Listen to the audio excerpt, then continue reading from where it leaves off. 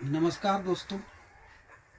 आज आपके समक्ष एक नए टॉपिक के साथ हम उपस्थित हैं और उस टॉपिक का नाम है नरेंद्र दत्त। तो चलो बात की शुरुआत करते हैं। और बात की शुरुआत हम यहाँ से करते हैं कि कयामत के दीवाने कहते हैं हमसे, कयामत के दीवाने कहते हैं हमसे, चलो उनके चेहरे से पर्दा हटा दे।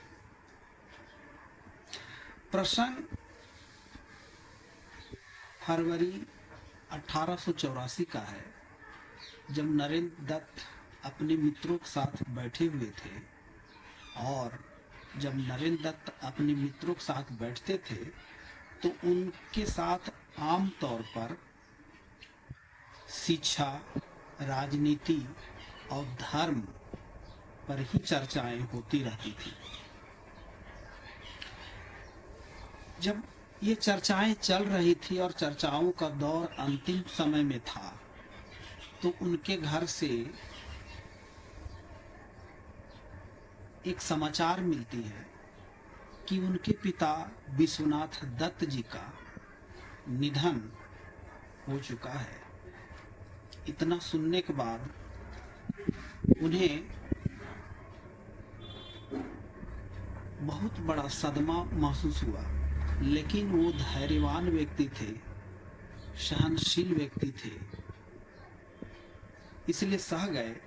लेकिन जब घर जाकर के देखे और वहां पहुंचे तो सभी का रोना धोना चल रहा था।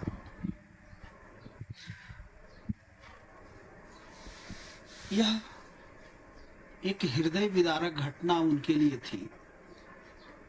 जब अंतिम संस्कार हो गया तो नरेंद्र दत्त के सामने रोजी रोजगार की समस्या उत्पन्न हो गई थी। उनके मित्र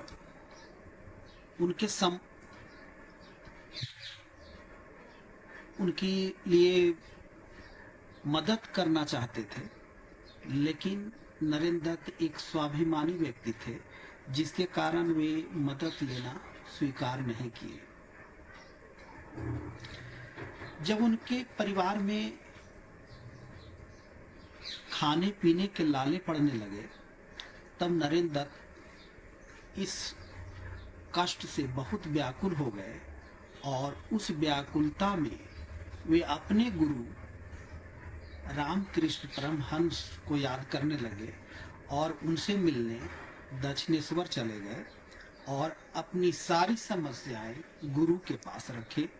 गुरु जब उनकी समस्याओं को सुने तो वे मुस्कुराए और बोले, अपने मन में बोले कि मेरा एक ऐसा साधक है जो सांसारिक जिम्मेदारियों से दिग्भ्रमित हो गया है।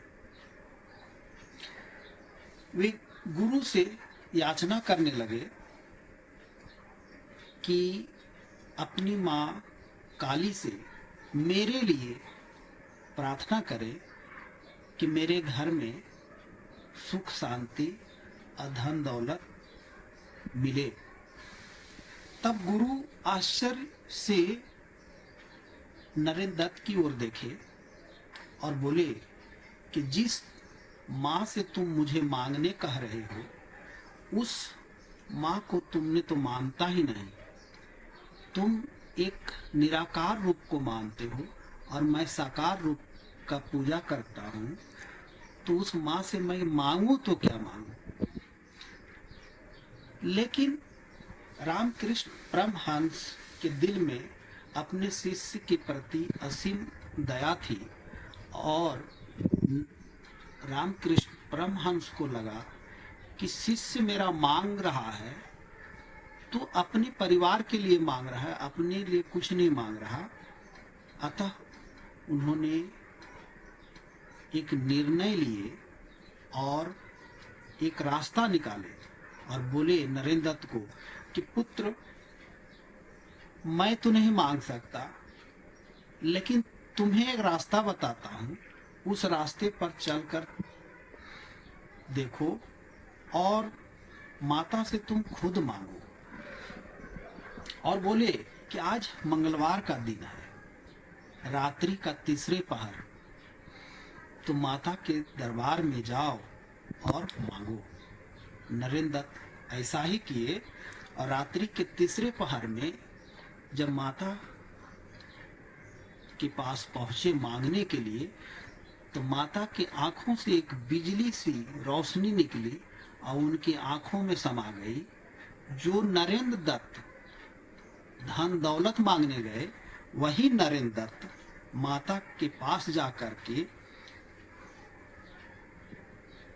कहने लगे कि हे माँ, मुझे शक्ति दो, ज्ञान दो, वैराग्य दो, विवेक दो। और नरेंद्र दत्त वहां से यह मांग कर लौटे तो गुरुजी पूछते हैं कि तुमने क्या मांगा। तो नरेंद्र दत्त अपने गुरु के पास सभी सच सच बातें रख दिए।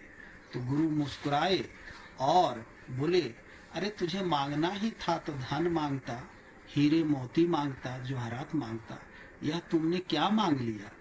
क्या ये सब जो तुमने मांगा, क्या यह परिवार के भरण पोषण कर पाएगा? इसलिए तुम फिर से जाओ और धन दौलत की मांग करो। नरेंद्र दत्त को इस तरह गुरुजी उसे 3 बार भेजे और तीनों बार शक्ति, ज्ञान, वैराग्य और विवेक की मांग किए। वे कभी धन दौलत की मांग नहीं किए।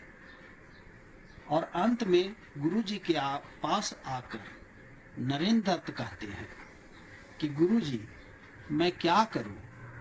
माता के दरबार में पहुंचने के बाद ये सारी बातें मैं भूल जाता हूं और मुझे सिर्फ शक्ति, ज्ञान, वैराग्य और विवेक ही याद रहता है जो मैं मांग बैठता हूं। गुरुजी मुस्कुराए और बोले कि नरेंद्र, तेरे किस्मत में वैराग्य लिखा है, तुझे इस संसार में बहुत कुछ करने हैं। तेरा जन्म इसलिए हुआ है, तुम सांसारिक सुखों के लिए नहीं बने हो, अतः वे भूल जाओ। और मेरा आशीर्वाद है और मेरा दृढ़ विश्वास है कि माता की कृपा से तेरे परिवार को कभी भी वस्त्र और अन्न की कमी नहीं होगी। जा, निश्चिंत हो जा और अपने कार्य में लग जा। धन्यवाद। यह वीडियो मेरा लाइक करें, सब्सक्राइब करें। धन्यवाद।